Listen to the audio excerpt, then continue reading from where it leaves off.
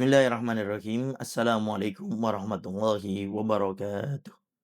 Alhamdulillah, alhamdulillahi rabbil alamin.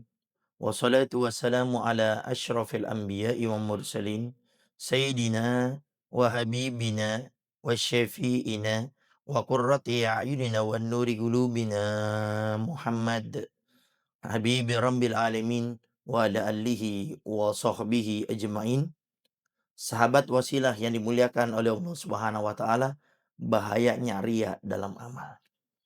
Ada satu penyakit, satu dosa di dalam hati kita yang terkadang jarang kita pahami. Padahal penyakit hati tersebut akan bisa menghilangkan amal-amal sebanyak apapun yang kita lakukan. Penyakit hati tersebut namanya adalah ria. Maka di sini kita harus memahami terlebih dahulu. Sebelum kita berbicara panjang lebar tentang masalah ria, maka kita harus menyadari terlebih dahulu apa itu definisi daripada ria. Karena kalau kita sudah memahami arti ria, insya Allah kita tidak akan terjebak dari yang namanya perbuatan ria tersebut. Ria definisinya adalah melakukan sesuatu karena manusia. Kebalikan daripada ikhlas. Kalau ikhlas, melakukan sesuatu karena Allah. Tapi kalau ria, melakukan sesuatu karena manusia.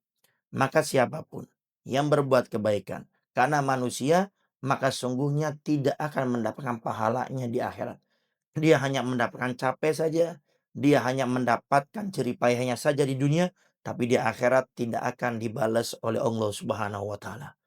Maka manusia yang paling rugi dalam beramal adalah manusia yang capek dalam beramal, tapi di akhirat dia tidak bisa memetik daripada kecapean amal tersebut dengan pahala-pahalanya. Oleh karenanya, jauhkan diri kita, jauhkan kebaikan kita, amal soleh kita, ibadah kita daripada ria, berbuat kebaikan karena ingin dipuji, disanjung, disebut namanya oleh manusia. Oleh karenanya, kalau kita sudah memahami definisi yang namanya ria, maka kita harus memahami juga apa dampaknya, apa imbasnya bagi orang yang ria dalam amalnya.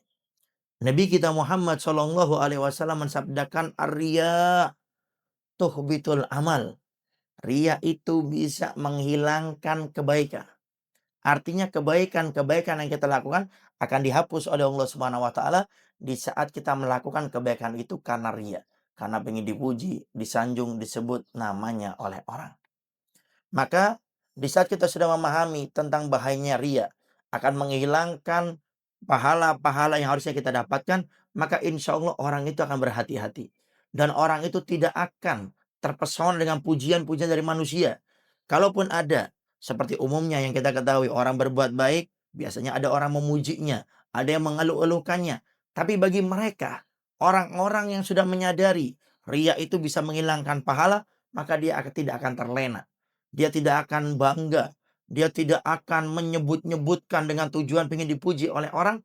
Tapi di saat orang memujinya, maka apa yang dilakukan? Bagi mereka orang-orang yang sudah menyadari ria bisa menghilangkan pahala, maka dia tidak akan suka dipuji oleh orang. Maka sadari tentang bahayanya ria ini. Kalau dia sudah menyadari dia tidak akan suka dipuji oleh orang, dia hanya akan mengatakan kepada orang-orang yang memujinya, doakan agar saya ikhlas dalam beramal. Doakan saya agar istiqomah dalam beramal. Doakan saya agar tidak ria. Karena awal ria biasanya karena pujian dari orang. Dia suka dipuji. Dia suka disanjung. Tapi orang yang sudah menyadari bahayanya ria, dia tidak akan suka dipuji. Memang orang yang menyadari tentang bahayanya ria, dia tidak suka dipuji. Dia bukan marah-marah. Kamu jangan puji saya. Kamu pengen menjadikan saya ria. Tidak seperti itu. Tapi dia dengan elegan akan menjawabnya, doakan agar saya ikhlas beramal. Doakan agar saya istiqomah. Doakan agar saya terjauh daripada ria. Maka orang yang sudah menyadari bahayanya ria, insya Allah dia akan terselamatkan daripada ria. Kemudian, sekarang bagaimana agar orang itu tidak riak dalam amalnya? Cara agar kita tidak riak dalam beramal, yang pertama, dalam kitab Adab Sulukil Murid, Al-Habib Abdullah bin Alwi bin Muhammad Al-Haddad mengatakan, kalau kita tidak ingin riak dari amal kita, agungkan keagungan Allah Subhanahu wa taala.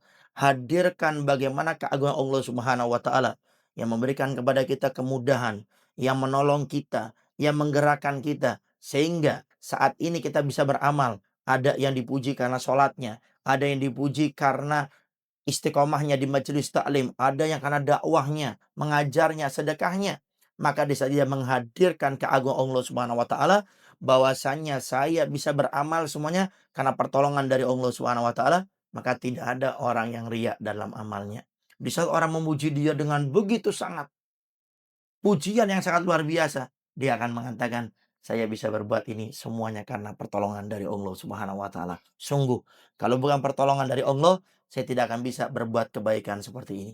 Maka hadirkan keagungan Allah Subhanahu wa taala yang memberikan kita petunjuk, hidayah, pertolongannya sehingga kita bisa beramal seperti ini. Kemudian yang kedua, agar kita terhindarkan daripada riya, caranya yang kedua adalah dengan kita menghadirkan merasa cukup balasan dari Allah Subhanahu wa taala. Orang-orang yang hari ini pamer dengan amalnya, pengen dipuji, disanjung, disebut namanya, karena dia merasa butuh. Itu semua dari lidahnya manusia.